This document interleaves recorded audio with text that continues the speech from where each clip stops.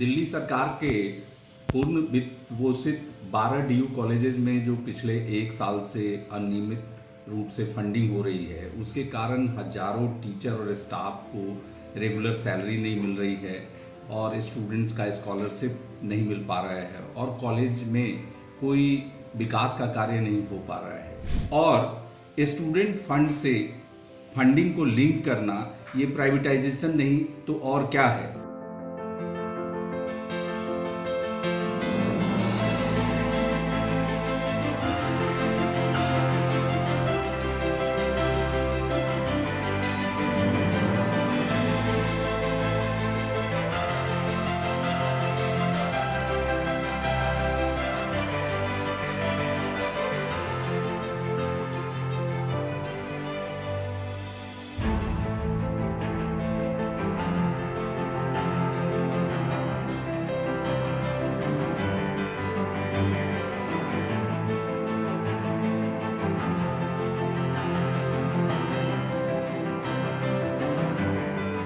दिल्ली विश्वविद्यालय के उन 12 कॉलेज जो 100% फंडेड होते हैं दिल्ली सरकार से, उसमें पिछले 1.5 साल के लगभग से कुछ ना कुछ प्रॉब्लम चल रही है। ग्रांट समय पे नहीं आ रहा, बहुत ज़्यादा कुछ हम लोगों को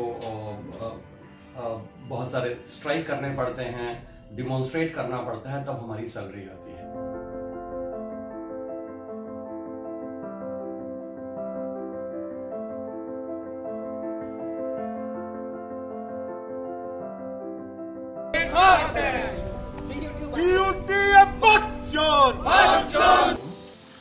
मैं पिछले 30 वर्षों से अंबेडकर कॉलेज में, जो कि दिल्ली सरकार द्वारा फंडेड एक कॉलेज है, उसमें पढ़ा रहा हूँ, लेकिन इस तरीके की समस्या इर्रेगुलर ग्रांट की हमने कभी भी फेस नहीं की। पिछले साल भर से या तो ग्रांट आती नहीं है, आती भी है तो 1 या 2 महीने के लिए आती है और बहाना ये लिया जाता है कि कभी कहते हैं कि यहाँ पे करप्शन है, कभी कहते हैं कि यहाँ पर पोस्ट सेंक्शन नहीं है, कभी कहते हैं कि हमारी गवर्निंग बॉडी नहीं है।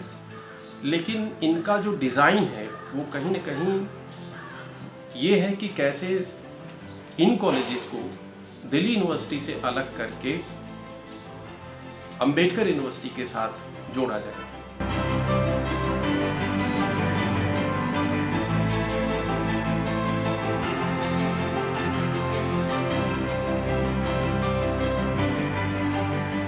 शिक्षा को सरकारी नियंत्रण से बाहर रखा जाए।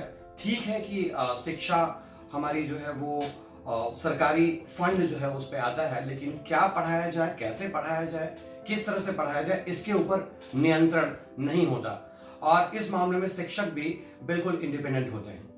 अगर कोई भी सरकार इसको अपने नियंत्रण में लेना चाहेगी तो निश्चित है कि शिक्षकों को सड़क पर अपनी लड़ाई लड़नी पड़ेगी।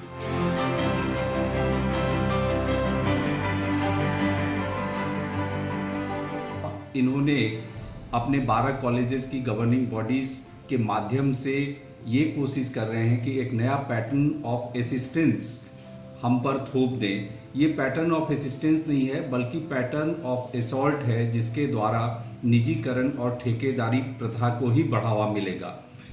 स्टूडेंट फंड से फंडिंग को लिंक करना ये प्राइवेटाइजेशन नहीं तो और क्या है। आज दिल्ली विश्वविद्यालय के सारे शिक्षक, कर्मचारी और स्टूडेंट्स इस तरह की नीतियों का विरोध करते हैं और हम इसके खिलाफ जमकर विरोध करने के लिए तैयार हैं।